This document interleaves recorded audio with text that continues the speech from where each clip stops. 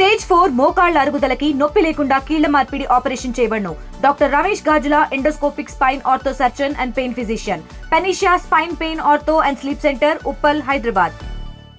24వ తేదీ తెల్లవారుజామున జరిగినటువంటి ఘోర రోడ్డు ప్రమాదంలో 19 మంది అయ్యారు. సుమారు 13 మంది దాకా క్షతగాతులుగా ఉన్నటువంటి పరిస్థితి. ఇప్పటి వరకు కర్నూలు జిల్లా అధికారులు పూర్తి స్థాయిలో అక్కడ ఆ రోజు జరిగినటువంటి ఘటన మొదలుకొని నేటి వరకు తమ శక్తివంచన లేకుండా పనిచేశారు. ఆ నేపథ్యంలోనే ఎవరైతే ఉన్నారో ఆ మృతులకు సంబంధించిన ఆ కుటుంబాలకు అప్పచెప్పారు.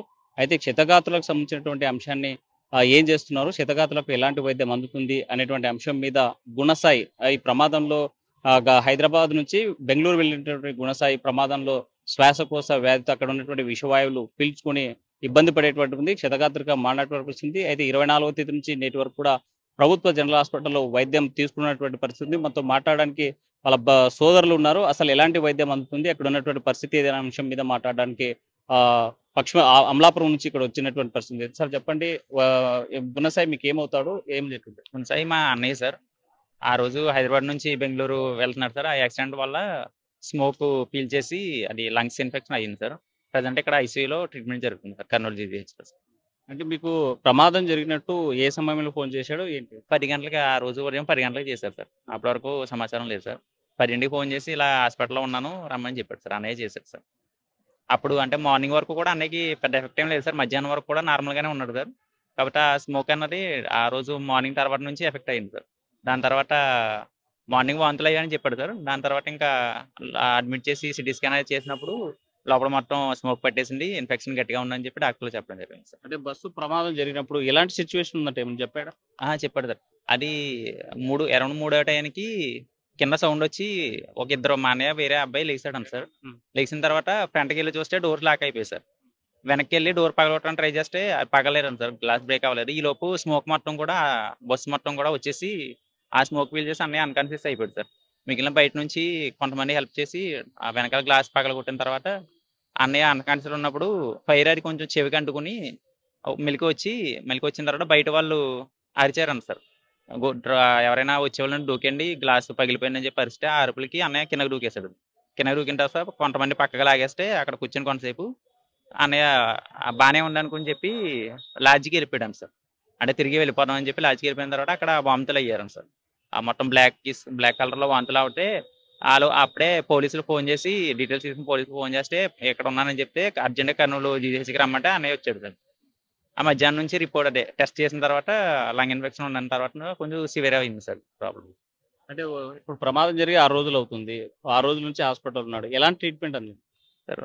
ట్రీట్మెంట్ చేస్తున్నారు సార్, ఐసీయూలో నుంచి చేస్తున్నారు సార్. ఇప్పటి వరకు కూడా ఐసీయూలో ఉన్నాడు సార్. ఫస్ట్ 2-3 రోజులు కొంచెం ట్రీట్మెంట్ అన్నది జరిగినా సరే బెటర్మెంట్ అన్నది లేదన్నారు సార్ డాక్టర్లు. తర్వాత నుంచి కొంచెం రియాక్ట్ అవుతున్నాడు అని చెప్తున్నారు సార్. ఇప్పుడు అదే ఇంకొక 3-4 డేస్ తర్వాత జనరల్కి షిఫ్ట్ చేస్తానని చెప్పారు సార్ డాక్టర్. హాస్పిటల్ మీరు చేరిన తర్వాత ఎవరైనా ప్రభుత్వ అధికారులు మీ దగ్గరకు వచ్చారా సార్? మొదటి రోజు రెండో రోజు వచ్చాం సార్. మేము మొదటి రోజు లేము సార్. అదే మేము వచ్చేటప్పటికి అంటే అమలాపురం నుంచి ఇక్కడ 16 గంటలు జర్నీ సార్. మేము వచ్చేటప్పటికి లేట్ అయిపోయింది సార్. నెక్స్ట్ డే నుంచి అయితే ప్రభుత్వ అధికారులు ఎవరో రాలేదు సార్ మా దగ్గర. గుణసాయి ఫ్యామిలీ బ్యాక్గ్రౌండ్ ఏంటి, అసలు ఏం చేస్తాడు? అన్నయ్య సూరారంలో ఉంటాడు sir. Private company UPVC window fitting company sir. అది సైట్ వర్క్ బెంగళూరులో ఉందంటే దానికి వెళ్తున్నాడు సార్. అంటే ఇప్పుడు మీరు వారం 10 రోజుల నుంచి ఇక్కడ ఉంటున్నారు. ఇక్కడ ఎలాంటి సౌకర్యాలు అందుతున్నాయి మీకు? గవర్నమెంట్ ఏదైనా సహాయం చేస్తుంది? కాబట్టి వైద్యం జరుగుతుంది సార్. మామూలుగా అయితే మిగిలిన మేము బయట ఉంటున్నాం సార్. క్షతగాత్రులతో పాటు ఇక్కడ ఉన్నటువంటి ఎవరైతే కుటుంబాలు అంటే మృతి చెందినటువంటి కుటుంబాలకి సహాయం చేస్తాము, ఆల్టర్నేట్ గా గెస్ట్ హౌస్ ఏర్పాటు చేశాం కూడా అని చెప్పారు. మీకు సమాచారం ఇచ్చారా? లేదు సార్, మాకైతే ఎలా చేస్తున్నారు అంటే ప్రస్తుతానికి అయితే అన్నయ్య ఐసీయూ మేము బయట ఉంటున్నాం సార్. మిగిలిన ఏ విధమైన సాయం అయితే మాకు లేదు. ప్రభుత్వాన్ని మీరు ఏం కోరాలనుకుంటున్నారు? అన్నయ్య పరిస్థితి ప్రకారం ఆ లంగ్ ఇన్ఫెక్షన్ ఏదైతే ఉందో అది వెంటనే అయిపోయే సమస్య కాదు నుంచి డాక్టర్లు చెప్తున్నారు సార్. అది లైఫ్ లాంగ్ కూడా కంటిన్యూ అవుతుంది, జాగ్రత్తగా ఉండాలని చెప్తున్నారు సార్. అన్నయ్య వేరే చిన్న కంపెనీలో పనిచేసుకుని ఉంటాడు సార్. ప్రభుత్వం నుంచి ఏదైనా ఆడుకుని మాకు సహాయం చేయాలని కోరుకుంటున్నాం సార్. సహాయం అంటే ఆర్థిక సహాయం కావాలా, బెటర్మెంట్ ట్రీట్మెంట్ కావాలా, ఏమి ఎక్స్పెక్ట్ చేస్తారు? ట్రీట్మెంట్ బెటర్గా ఇస్తే కొంచెం తొందరగా రికవర్ అవుతాడు సార్. ఆర్థిక సహాయం కూడా ఏమన్నా ఇస్తే బాగుంటాయి. మనతో మాట్లాడడానికి వాళ్ళ బావ సంబంధించి ఉన్నారు. సార్ చెప్పండి, మీకు గుణసాయి ఏమవుతాడు, ఏ రోజు మీకు కాల్ వచ్చింది, మీకు ఎట్లా వస్తుంది? గుణసాయి నాకు బాగా అవుతాడండి. మా అక్క వాళ్ళ ఆయన మేము మరుసటి రోజు బయలుదేరాం. మేము ఆ రోజే బయలుదేరాం. ఇక్కడికి వచ్చేటప్పటికి మాది అమలాపురం, చాలా దూరము. అక్కడ నుండి ఇక్కడికి వచ్చాము. ఐసీయూలో ఉన్నారు. వైద్యం పరంగా అయితే పర్లేదు. ఇంకా మెరుగైన వైద్యం అందిస్తే తొందరగా కోలుకుంటారు. మాది చాలా దూరం. అక్కడ తీసుకెళ్ళటానికైనా ఆక్సిజన్ ఇవన్నీ కావాలి. తీసుకెళ్ళిన అక్కడ మెరుగైన వైద్యం అందిస్తే కనుక తొందరగా రికవరీ అవుతారు. డాక్టర్స్ ఏం చెప్తున్నారు? రికవరీ అవుతాడా లేకపోతే ఇంకా ఏమైనా ట్రీట్మెంట్ ఇవ్వాలన్నా, ఇంతకంటే ఇంకా ఏదైనా బెటర్మెంట్ ఉన్నటువంటి హాస్పిటల్కి షిఫ్ట్ చేస్తామన్నా ఏమంటున్నారు? డాక్టర్లు అయితే వైద్యపరంగా బాగానే చూస్తున్నారండి, చేస్తున్నారు. లంగ్ ఇన్ఫెక్షన్ ఉంది కదా, అది లైఫ్ లాంగ్ కొంచెం ఉంటుంది, ఎఫెక్ట్ ఉంటుంది. మెల్లిమెల్లిగా స్లోగా కోలుకుంటారు. వృత్తిపరంగా అయితే వర్క్ అయితే మరి చేయలేరు, కొంచెం కష్టంగా ఉంటుంది, ఆవేశం వస్తుంది అని అంటున్నారు. మరి చూడాలి. ఆర్థిక పరంగా మరి పిల్లలు ఉన్నారు దూరం, పేదవాళ్ళు, కొంచెం ప్రభుత్వం ఏమైనా ఆర్థిక పరంగా ఏమన్నా ఆదుకుంటే పోనీ అప్పులు ఇవన్నీ తీరుతాయండి. పని కూడా చేయలేరు, పని కష్టం అంటున్నారు. మరి ఇక్కడ నుంచి వైద్యం చేయించుకుంటూ ఉండాలి అని అంటున్నారు. మరి అంటే లంగ్స్ ఇన్ఫెక్షన్ అంతలా కావడానికి కారణం ఏమంటారు? వైద్యులు ఏం చెప్పారు? ఎక్కువ స్మోక్ ఎక్కువ పీల్చేయటం వల్ల బాగా లోపల గట్టిగా ఎక్కువ పట్టేసిందంటండి. లోపలే స్పృహ తప్పి పడిపోవటం వల్ల ఇంకా ఎక్కువ పీల్చేసుకున్నాడంటండి. మొత్తం లోపలికి అంతా వెళ్ళిపోయింది. అందుకని మనం చూసాము ఈ ప్రమాదంలో 19 మంది పూర్తిగా కాలిపోయి ముద్దలుగా మిగిలిపోయి మృతదేహాలు ఇంతమంది చూసినటువంటి ఈ సిచ్యువేషన్ నుంచి మీ బావగారు బయటపడి మీకు ఇదంతా విన్న తర్వాత ఏమనిపించింది?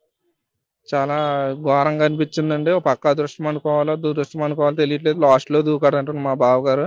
అప్పుడప్పుడు మధ్యలో లేచి మా బావ ఈ బాబు ఏమైంది అని అనేసి టెన్షన్ పడిపోతున్నాడండి. నాకేమన్నా అయిపోతుందేమో, మా పిల్లలు ఉన్నారు, అందరూ ఉన్నారు, అప్పులు ఉన్నాయి అని అనేసి కంగారు పడిపోతున్నాడండి. డాక్టర్లు కూడా టెన్షన్ పడొద్దని మమ్మల్ని చెప్పమంటున్నారు. మెల్లగా మేము అలాగే చూస్తున్నాము. చూడాలండి మరి ఏమవుతుందో. మరి ప్రమాదం జరిగిన రోజు మీకు ఏ సమయానికి కాల్ చేసి ఉంటాడు? మాకు 10 ఆ టైంకి ఫోన్ చేశారు. ఇలా హాస్పిటల్ దగ్గర ఉన్నాను, ఇలా అయ్యిందని చెప్పారు. మేము వెంటనే బయలుదేరేసి వచ్చేసామండి ఇక్కడికి. వచ్చాక ఇలా అయ్యింది, ఐసీయూలో ఉన్నారు, కొంచెం డేంజర్లోనే ఉన్నారు, కష్టం అని చెప్పారు. ఇప్పుడు కొంచెం పర్వాలేదు అని చెప్తున్నారు. ఇంకో 4 రోజుల్లో కొంచెం రికవరీ అయితే వార్డులోకి మారుస్తాం, ఐసీయూలోంచి మారుస్తాము అని అంటున్నారండి. ఇప్పుడు మాట్లాడగలిగే కెపాసిటీ అంటే మాట్లాడగలిగే స్థితిలో ఉన్నారు. మాట్లాడుతుంటే ఆవేశం ఎక్కువ వచ్చేస్తుందండి. మాట్లాడుతున్నారు కానీ మాట్లాడుతుంటే ఆవేశం వస్తుందండి. ప్రభుత్వ అధికారులు ఎవరైనా మీ దగ్గరికి రావడం కానీ మాట్లాడడం కానీ ఏమైనా చేశారు? నేను 2వ రోజున వచ్చానండి. అప్పటి నుంచి ఇప్పటి వరకు ప్రభుత్వ అధికారులు ఎవరు రాలేదని పరామర్శించడానికి. హాస్పిటల్ సూపరింటెండెంట్ ఆయన ఒక్కరే వచ్చి డైలీ వచ్చి పరామర్శిస్తున్నారు, ఎలా ఉంది ఏంటనండి. ఇంకా ప్రభుత్వం గవర్నమెంట్ తరపు నుంచి ఇంకెవరు రాలేదండి. రాజకీయ నాయకులైనా వీళ్ళు గవర్నమెంట్ ఆఫీసర్లు అయినా ఎవరు రాలేదు. మేమే ఇక్కడ వైద్యం చేయించుకుని ఇక్కడ ఉంటున్నామండి. అంటే వారం నుంచి ఇక్కడ ఉంటున్నారు. మీరు ఇక్కడ ఉన్నటువంటి ఎక్స్పెన్సెస్ ఎలా చేస్తా ఉన్నారు? మామూలుగా అయితే ఆల్టర్నేట్ గా ప్రభుత్వం కొంతమందికి గెస్ట్ హౌస్ కానీ లేకపోతే వాళ్ళకి నీడ్స్ ఏదైతే చూసింది, అట్లా ఏమన్నా మీకు చూసింది? మాకు అసలు ఏం చూడలేదండి. మేము ఇక్కడ హాస్పిటల్ దగ్గర పూట తినకుండా అలాగా ఉండిపోయాము. ఇంకేం చేయలేదు మేము. మా ప్రభుత్వం కానీ ఎవరు కానీ ఏం ఆదుకోలేదండి. ఎక్కడ ఉంటున్నారు ఏంటి రాత్రి వేళల్లో? ఇక్కడ హాస్పిటల్ దగ్గర ఎక్కడో చోట ఉంటున్నామండి. సరే, ప్రభుత్వానికి మీకు ఏం కావాలనేసి కోరుతారు? మెరుగైన వైద్యం అందిస్తే తొందరగా రికవరీ అవుతారండి. అంటే మెరుగైన వైద్యం అందించాలి, రికవరీ కావాల్సినటువంటి అవసరం ఉంది. జీవితకాలము శ్వాసకోశ వ్యాధి ఉంటుంది, దాన్ని ఇబ్బంది పడే సిచ్యువేషన్ ఉంటుంది, గుణసాయికని వైద్యులు చెప్పేటువంటి పరిస్థితి. అయితే పూర్తిగా క్షతగాత్రులను పట్టించుకునేటువంటి పరిస్థితి స్పష్టంగా మనకు కనిపిస్తుంది. ఎందుకంటే ఎప్పుడైతే ప్రమాదం జరిగిందో ఆ ప్రమాదం జరిగిన తర్వాత హాస్పిటల్ చేర్చారు. ఆ తర్వాత 1-2 రోజులు మాత్రమే వచ్చిపోయినటువంటి పరిస్థితి. స్థానికంగా ఉన్నటువంటి సూపరింటెండెంట్ మాత్రం ప్రతిరోజు పోయి పలకరిస్తున్నారు. సిచ్యువేషన్ కనుక్కునేటువంటి పరిస్థితి అయితే కనిపిస్తుంది. కానీ ఆల్టర్నేట్ గా ఇక్కడ సుదూర ప్రాంతం నుంచి అమలాపురం నుంచి వచ్చి ఇక్కడే ఉంటున్నారు. వీళ్ళకి ప్రత్యామ్నాయంగా ఇక్కడ వసతి సౌకర్యాలు కల్పించాల్సినటువంటి అవసరం ఉందని కోరేటువంటి. దాంతో పాటు గుణసాయి కోలుకునే దాకా పూర్తిస్థాయి మెరుగైనటువంటి వైద్యం అందించాలి. ఆ కుటుంబం ఇప్పటికే పేద మధ్యతరగతి కుటుంబానికి సంబంధించినటువంటి కాబట్టి ఆర్థికంగా సహాయం చేయాల్సినటువంటి అవసరం ఉంది అని చెప్పి కుటుంబ సభ్యులు కోరేటువంటి పరిస్థితి. విడుదల చంద్రశేఖర్ తో హుస్సేన్, RTV, కర్నూలు. తెలుగులో ఫాస్టెస్ట్ న్యూస్ ఇప్పుడు కొత్త అవతారంలో 5 సెకండ్లోనే పూర్తి వార్తా సమాచారం మీ చేతిలో. సోషల్ మీడియా ట్రెండ్స్ మీ కళ్ళ ముందుకే live TV and voice search options తో ఇప్పుడే డౌన్లోడ్ చేయండి. యాప్ లింక్ డిస్క్రిప్షన్ లో ఉంది.